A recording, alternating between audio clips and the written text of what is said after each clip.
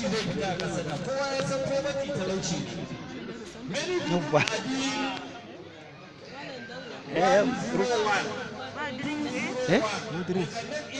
Barin kira Sadis in ce kuna neman shi. It is poverty.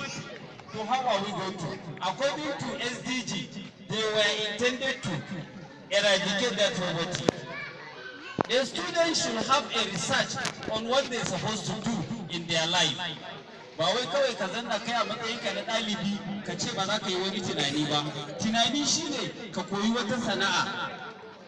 Idan ka koyi sana'ar da za ka yi, entrepreneurial activity kenan. You should have to learn some entrepreneurial activity in your life.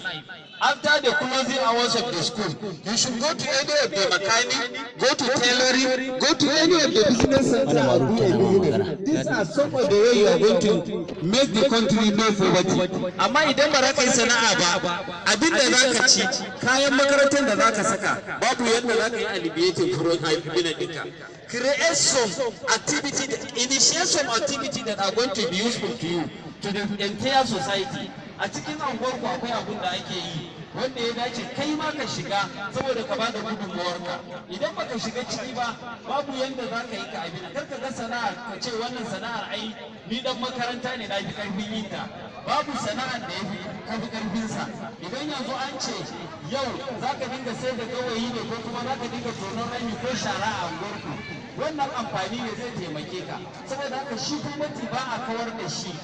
Ba wai ka je ka tafi yan siyasa shine kana kawar da gwamnati ba, ana kana kalare ko kana wani abu.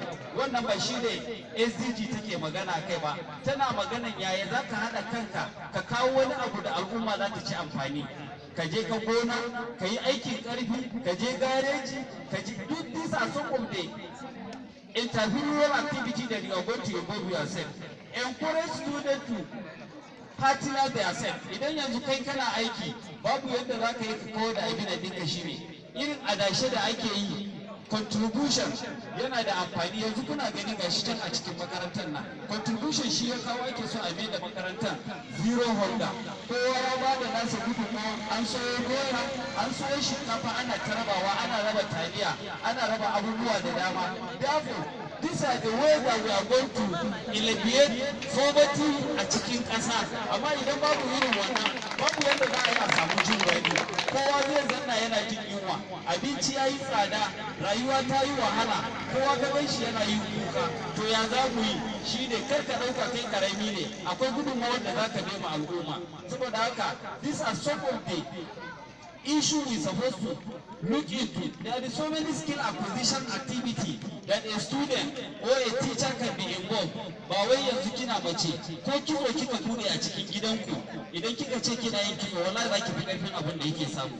Idan kika ce za ki dinga yin lalle za ki samu kuɗi ko ba za ki samu ba. Therefore these are some of the things that someone should be able to.